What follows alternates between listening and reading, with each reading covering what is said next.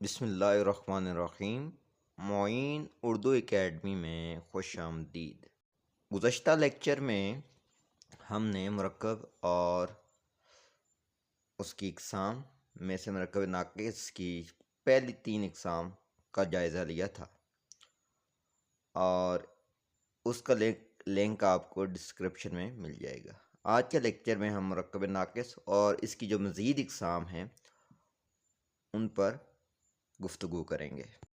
پچھلے لیکچر میں ہم نے مرکب ناقص کی پہلی 3 اقسام پر گفتگو کی تھی۔ مرکب ناقص کہتے ہیں وہ کلام یا مجموعہ الفاظ جن کا پورا مطلب ہماری سمجھ میں نہ آئے، اسے مرکب ناقص کہتے ہیں۔ پچھلے لیکچر میں ہم نے مرکب اضافی، مرکب عطفی اور مرکب توصیفی پر سیر حاصل گفتگو کی تھی۔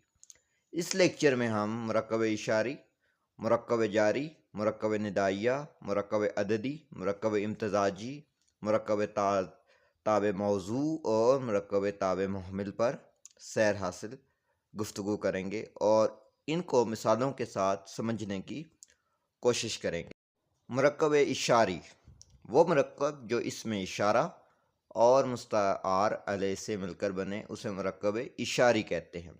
اس میں اشارہ وہ حروف ہوتے ہیں جو اشارہ کرنے کے لیے استعمال ہوتے ہیں۔ عام طور پر 2 حروف استعمال ہوتے ہیں، وہ جو بعید کے لیے استعمال ہوتا ہے، مطلب دور کے لیے اشارہ کرنے کے لیے استعمال ہوتا ہے، اور یہ کا لفظ اس میں اشارہ یہ قریب کے لیے استعمال ہوتا ہے۔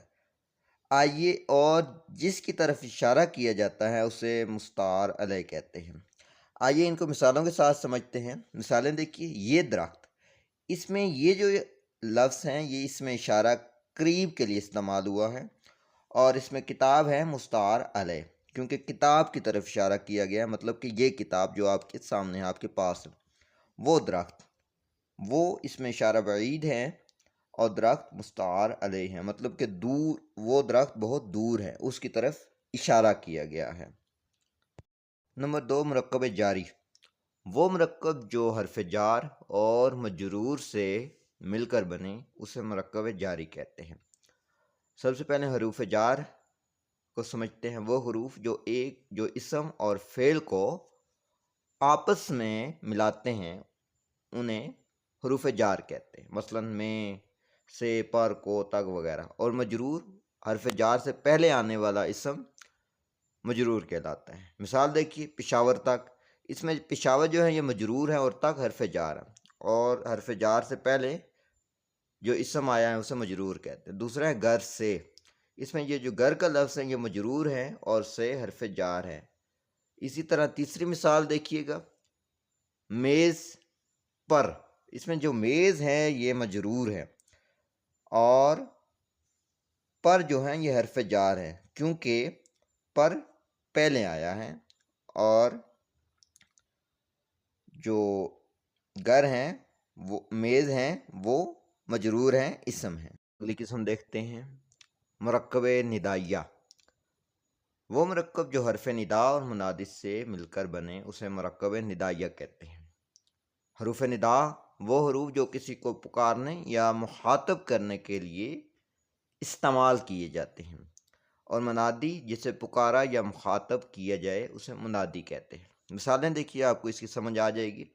یا رب، اس میں جو یا ہے یہ حرف ندا ہے، اور رب اللہ تعالیٰ، مطلب کہ یہاں پہ اللہ تعالیٰ کو پکارا جا رہا ہے، اے میرے اللہ۔ ارے یار، اس میں جو ارے کا لفظ ہے یہ حرف ندا ہے، اور یار جو ہے یہ منادی ہے، یہاں پہ یار کو پکارا جا رہا ہے، دوست کو پکارا جا رہا ہے۔ دوسرا ہے اے دوست، اس میں جو اے کا لفظ ہے یہ حرف ندا ہے، یہ کسی کو پکارنے کے لیے حروف استعمال ہو رہے ہیں، اور دوست منادی ہے، کیونکہ یہاں پہ دوست کو مخاطب کیا جا رہا ہے، دوست کو پکارا جا رہا ہے۔ ایسے الفاظ، ایسا مرکب جو حرف ندا اور منادی سے مل کر بنے اسے ہم مرکب ندائیہ کہتے ہیں۔ مرکب عددی وہ مرکب جو اسم عدد اور معدود سے مل کر بنے، اسے مرکب عددی کہتے ہیں۔ اسم عدد دیکھیے، وہ اسم جو گنتی یا تعداد کو ظاہر کرے، اسے اسم عدد کہتے ہیں۔ مثلا 1، 2، 5، 10، 100، 200 یہ عدد ہے، جو اس کو ظاہر کرے وہ اسم عدد ہوتا ہے۔ اور معدود جس چیز کی تعداد یا گنتی ظاہر کی جائے اسے معدود کہتے ہیں۔ مثلا 5 انگلیاں، یہاں پہ جو 5 کا لفظ ہے یہ اس میں عدد ہے، اور انگلیاں جو ہیں وہ معدود ہیں، یہاں پہ انگلیوں کی تعداد ظاہر کی گئی ہے۔ دوسری مثال میں 10 لوگ، یہاں پہ 10 جو ہیں یہ اس میں عدد ہے اور لوگ معدود ہے، یہاں پہ لوگوں کی تعداد ظاہر کی گئی ہے کہ وہ 10 ہیں۔ اسی طرح 50 سال، یہاں پہ جو لفظ 50 ہیں یہ اس میں عدد ہیں اور سال جو ہے معدود ہے، کیونکہ یہاں پہ کہا جا رہا ہے کہ 50 سال۔ اسی طرح وہ مرکب جو اس میں عدد اور معدود سے مل کر بنے اسے مرکب عددی کہتے ہیں۔ مرکب امتزاجی، وہ مرکب جو 2 یا 2 سے زیادہ اسموں سے مل کر بنے اسے مرکب امتزاجی کہتے ہیں۔ مرکب امتزاجی 2 یا 2 سے زیادہ اسموں پر مشتمل کسی جگہ یا شخص کا نام ہوتا ہے، یہ ہمیشہ اس میں معرفہ ہوتا ہے۔ اسم کہتے ہیں نام کو، کسی چیز یا جگہ کا یا شخص کا نام۔ مثالیں دیکھیے، محمد علی جناح، یہ 3 اسموں کا مجموعہ ہے، 3 ناموں کا مجموعہ ہے۔ اسی طرح مظفر گڑھ، یہ 2 اسموں کا مجموعہ ہے۔ اسی طرح علامہ محمد اقبال، یہ 3 اسموں کا مجموعہ ہے۔ اسی طرح اسے مرکب امتزاجی کہتے ہیں۔ اگلی قسم ہے مرکب تابع موضوع، وہ مرکب جو بامعنی الفاظ سے مل کر بنے اسے مرکب تابع موضوع کہتے ہیں۔ بامعنی لفظ سے مراد وہ لفظ جس کا کوئی نہ کوئی مطلب ہو، کوئی نہ کوئی میننگ ہو۔ مرکب تابع موضوع میں پہلے بامعنی لفظ کو مطبوع کہتے ہیں اور دوسرے بامعنی لفظ بطور محاورہ یا ربط لایا جاتا ہے، اسے تابع موضوع کہتے ہیں۔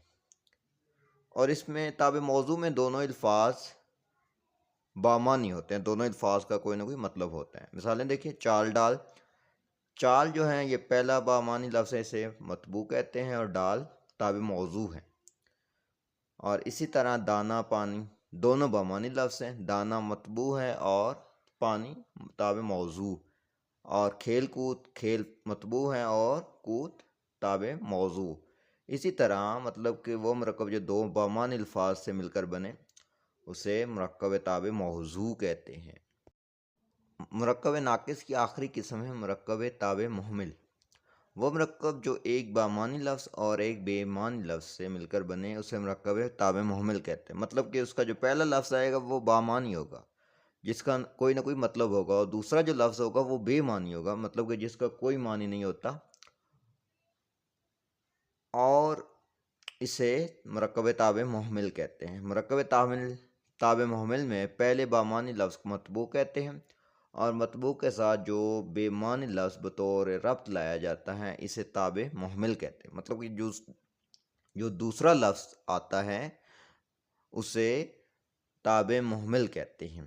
مثالیں دیکھیے، سچ مچ، اس میں سچ جو ہے اس کا کوئی نہ کوئی مطلب ہے، یہ مطبوع ہے اور یہ بامعنی لفظ ہے، اور دوسرا جو لفظ ہے مچ تابع محمل ہے، اس کا کوئی نہ کوئی مطلب نہیں ہے لیکن یہ پہلے لفظ کے معنی میں اضافہ کر رہے ہیں۔ اسی طرح جھوٹ موٹ، جھوٹ جو ہے مطبوع ہے، اس کا کوئی معنی ہے، اور موٹ تابع محمل ہے، اس کا کوئی مطلب نہیں ہے۔ اسی طرح بیڑ باڑ، بیڑ کا مطلب کچھ ہے، رش وغیرہ، تو باڑ کا کوئی مطلب نہیں ہے، اسے تابع محمل کہتے ہیں۔ اسی طرح ہم نے ان 2 لیکچرز میں مرکب اور مرکب ناقص کی اقسام پر مفصل گفتگو کی ہے۔ امید کرتا ہوں آپ کو مرکب ناقص کی سمجھ آسانی سے آ گئی ہوگی، اور اگر اس حوالے سے کسی کا کوئی سوال ہو تو وہ کمنٹ سیکشن میں پوچھ سکتا ہے۔ ملتے ہیں اگلی ویڈیو میں۔ اگلی ویڈیو کا ہمارا موضوع ہوگا مرکب تام یا جملہ اور اس کی اقسام۔ تب تک کے لیے خدا حافظ۔